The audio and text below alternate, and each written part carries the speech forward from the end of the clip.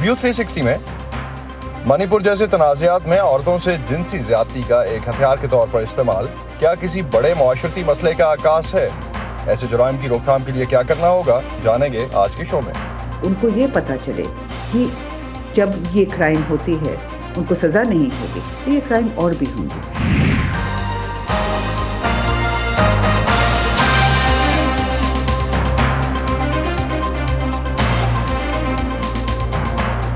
Voice of America کے Washington studios میں آپ سب کو خوش آمدید۔ آپ دیکھ رہے ہیں پروگرام ویو 360 اور میں ہوں اسد اللہ خالد۔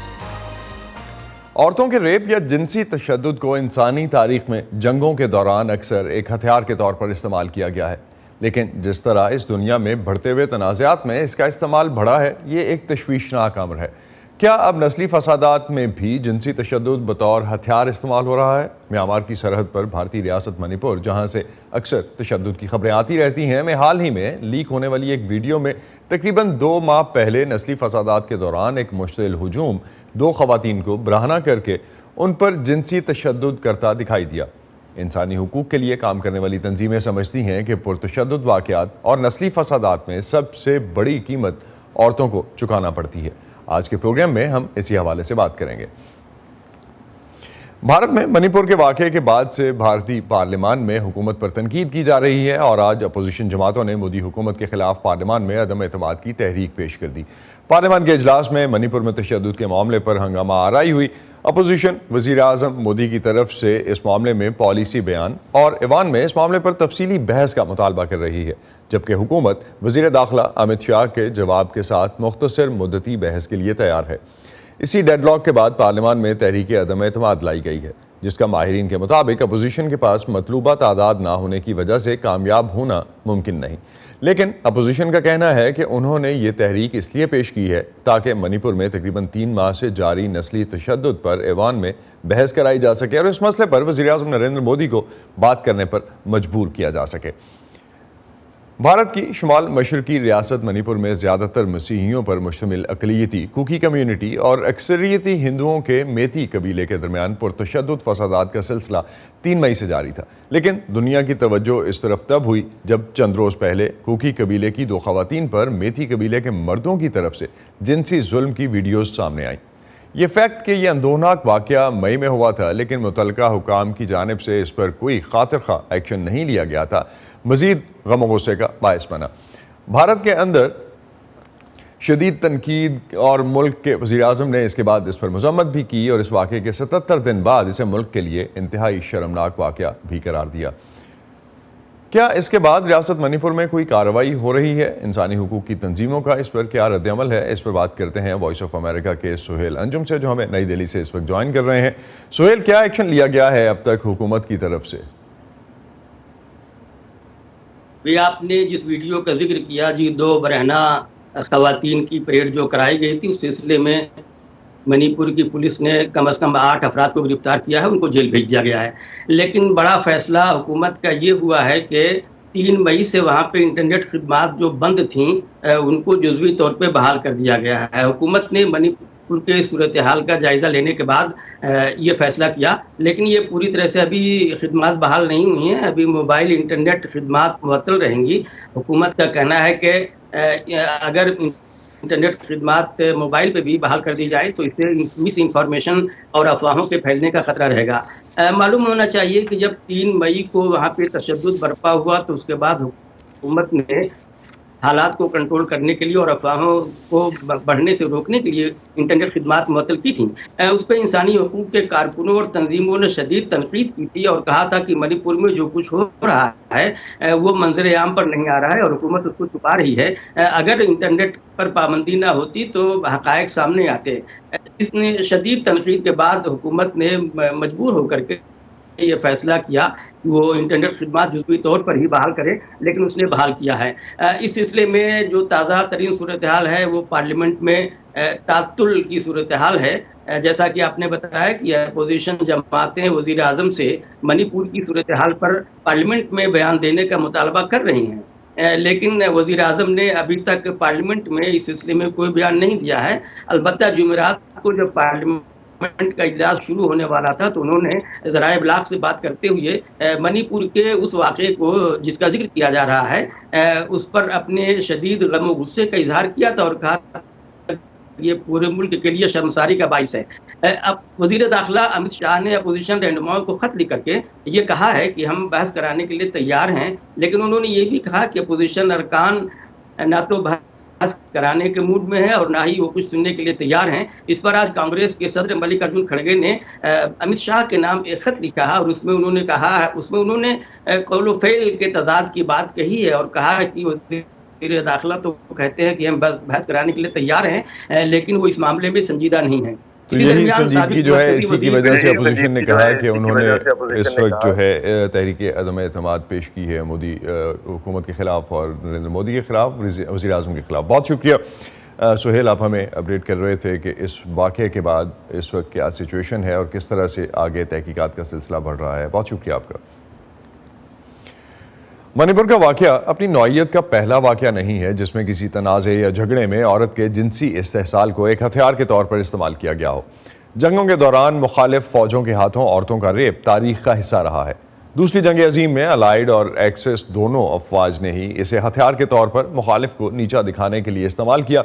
20वीं सदी के दूसरे हिस्से में 20 से ज़ायद फ़ौजी और नीम फ़ौजी तनाज़ात में रेप के वाक़यात डॉक्यूमेंट हुए। 1990 की दिहाई में रेप को साबिक यूगोस्लाविया और रवांडा में नस्लकुशी के लिए इस्तेमाल किया गया। जनूबी एशिया की तारीख भी औरतों के ऐसे ही जिनसी इस्तेहसाल से भरी हुई है।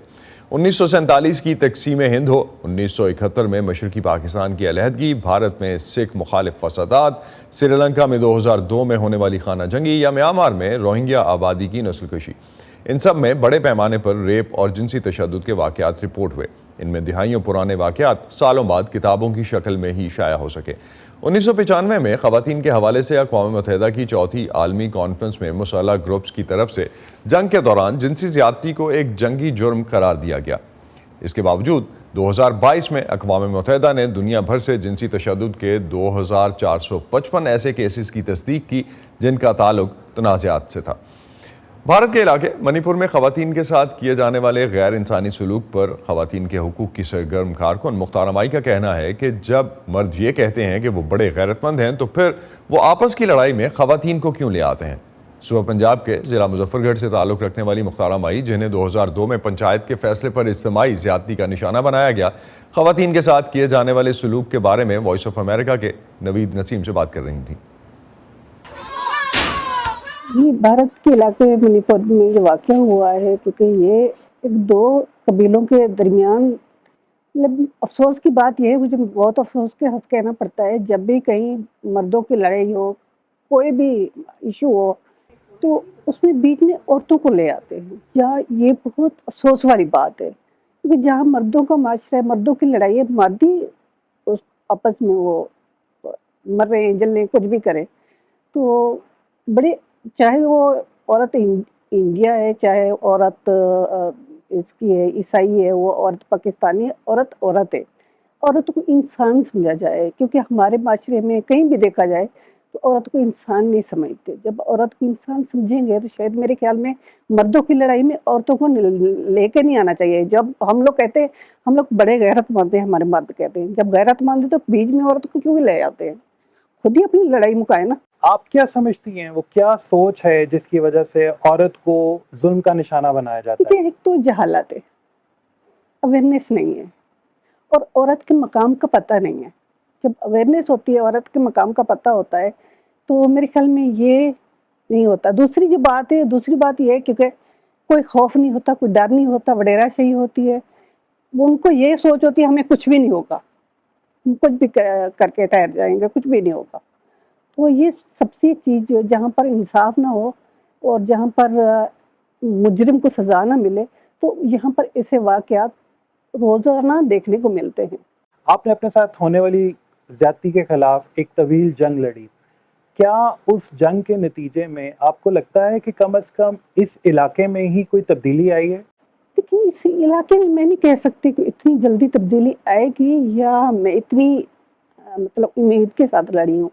हाँ, मुझे ये उम्मीद ज़रूर थी, मैं उम्मीद रखती थी अपनी अदालतों से, मुझे ये अदालतें मुझे इंसाफ देंगी, जो कि मुझे नहीं मिला। क्योंकि 17 साल में अदालतों में रुली हूँ। मैंने मतलब छोटी अदालत से लेकर बड़ी अदालत तक गई हूँ। बात वहीं आ जाती है जहाँ पर मर्द बैठे हों ना।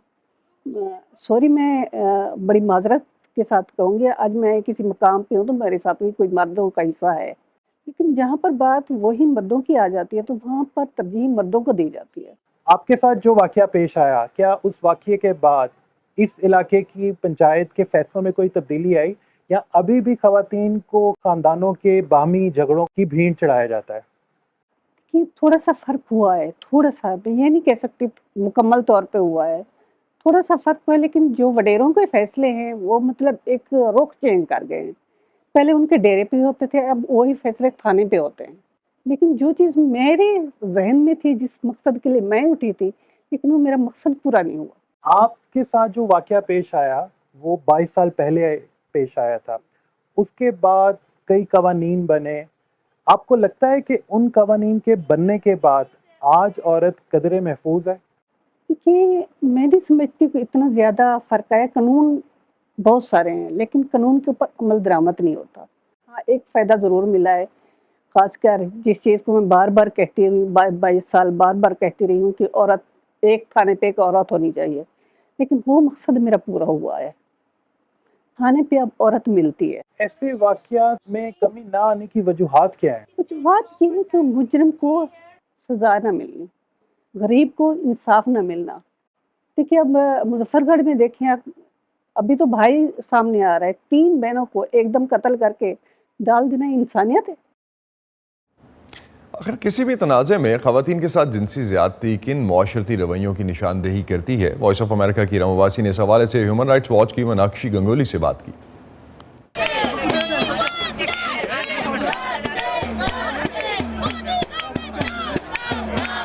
उन्नीस तारीख के रात को मेरे पास पहले सोशल मीडिया पे एक वीडियो आया और बहुत लोगों के पास आया, और ये जो वीडियो था ये बिल्कुल बहुत ही दर्दनाक वीडियो थी, जिसमें 2 औरतों को के कपड़े उतार के उनको परेड किया जा रहा था। अब इस वीडियो के बाद ही सरकार की तरफ से, क्योंकि इतनी आउटरीच हुई कि सरकार की तरफ से हमको कोई जवाब मिलना शुरू हुआ। प्रधानमंत्री ने आज तक मणिपुर के बारे में कोई व्याख्या नहीं रखी थी। ये पहली बार है जब मोदी साहब ने खुद आके कहा कि ये बहुत शर्मनाक बात है और इसमें एक्शन होना चाहिए। उसके बाद में जो चीफ मिनिस्टर हैं मणिपुर के, उन्होंने भी एक अजीब सी व्याख्या रखी। उन्होंने कहा कि ऐसे तो बहुत बड़े सारे इंसिडेंट है, एक वीडियो से आप लोग क्यों इतना परेशान हो रहे। ऐसा टाइप का चीज़ जब होता है तो फिर लगता है कि सरकार की तरफ से उन्होंने ध्यान ही नहीं दिया है। इस केस में कंप्लेंट अगले दिन ही लॉन्च कर दिया गया था, उसमें पुलिस भी थी, तो फिर क्यों नहीं इन्वेस्टिगेशन हुआ, क्यों नहीं कुछ एक्शन हुआ जब तक कि ये वीडियो नहीं निकली? ये किन माशरती रवैयों या सोसाइटल बिहेवियर की निशानदेही करते हैं जब कोई भी तनाज़ा हो तो उसमें औरतों को उसकी कीमत अदा करनी पड़े? ये तो हमें बार बार देखने को मिलता है कि जब जब जैसे रेप जो है या सेक्सुअल अब्यूज़ जो है, वो भी एक वेपन बन जाती है, एक एक टाइप का उसका भी इस्तेमाल होता है। और ये इसलिए होता है क्योंकि लोग सोचते हैं कि जब किसी भी कम्युनिटी की सबसे बड़ी ह्यूमिलिएशन शायद ये हो कि उनकी औरतों के ऊपर ऐसे ज़्यादती की जाए, और ये शर्मनाक बात है। जो मणिपुर के लोग हैं, उन सबको, जो जिस भी बिरादरी के हो, जहाँ से भी हो, उनको ये पता होना चाहिए कि कोई भी हेट, कोई भी डिफरेंस वो नहीं हो सकता है जहाँ पे आप ये सब करना शुरू कर दें। ऐसे मारपीट और इस तरह से औरतों को जलील करने की जो बात आ रही है, और ये सिर्फ इस केस में नहीं है, इसका तो वीडियो निकला है, पर मणिपुर की कई औरतों ने ऐसा बताया है कि उनके साथ में भी ऐसा हुआ है। उन्होंने भी पुलिस पे कंप्लेंट लिखी हुई थी, आज तक उनका कोई स्टेटमेंट नहीं लिया गया है, कोई बातचीत नहीं हुई है। तो अगर ये सरकार ये कहती है, इंडिया की सरकार और दुनिया की भी सरकारें ये कहती हैं कि औरतों के राइट्स हम हर समय प्रोटेक्ट करेंगे, तो फिर सबसे पहली बात यह है कि जो ऐसी चीज़ें जब होती हैं उसके पहले ही पब्लिक कॉन्डमनेशन, एजुकेशन, ये सब होना चाहिए, क्योंकि नहीं तो हम हर वक्त देखते हैं कि ऐसा बलात्कार होता है और उसके बाद में जब हम लोगों से बात करते हैं वो कहते हैं नहीं, तब तो इतनी भीड़ में ना जुनून चढ़ गया था, ये हो गया। پر یہ تو ہم صدیوں سے دیکھ کے آ رہے ہیں اور ابھی تک نہیں رکا ہے. یہ کیوں ایسا ہو رہا ہے؟ ایک طرح سے ہم کہتے ہیں کہ عورتیں سب جگہ پہ آگے نکل گئی ہیں، پر جب بات آتی ہے کسی بھی طرح کی آکروش ایکسپریس کرنے کے لیے تو عورتوں کے اوپر ہی ذاتی ہوتی ہے. ایسے رپورٹس ہم کو سودان سے بھی آ رہی ہیں، یوکرین سے بھی آ رہی ہیں، جہاں پہ ایسے جب کوئی سچویشن کھڑی ہو جاتی ہے جہاں پہ کمیونٹیز ایک دوسرے کے ساتھ لڑنا شروع کر جاتے ہیں، وہ عورتوں کے اوپر ایسے اتیاچار کرنا شروع کر دیتے ہیں. اور اس میں اب UN کی طرف سے کنونشنز نکلی گئی ہیں، لوگوں نے اسپیشل پروسیجرز بنائے گئے ہیں، پر سب سے زیادہ جب ہوتا ہے کہ جو اسٹیٹ ہوتی ہے، جو اسٹیٹ کی ایڈمنسٹریشن ہوتی ہے، ان کا رسپانسبلٹی رہتا ہے کہ جو ولنریبل ہیں ان کو زیادہ پروٹیکٹ کیا جائے. اب منی پور کی اس کہانی میں ایسا بھی ہوا ہے کہ یہ لوگ جب بھاگ رہے تھے، ان کو پہلے پولیس نے روکا تھا، ان کو وہ پولیس کے پاس میں تھے، پولیس سے ان کو چھین کے پھر ان کو لے کے گئے. ایک لڑکی ہے جن کا جب بلااتکار ہو رہا تھا، ان کے چھوٹے سے بھائی ان کو بچانے کی کوشش کر رہے تھے، اس کی بھی ہتیا کر دی گئی.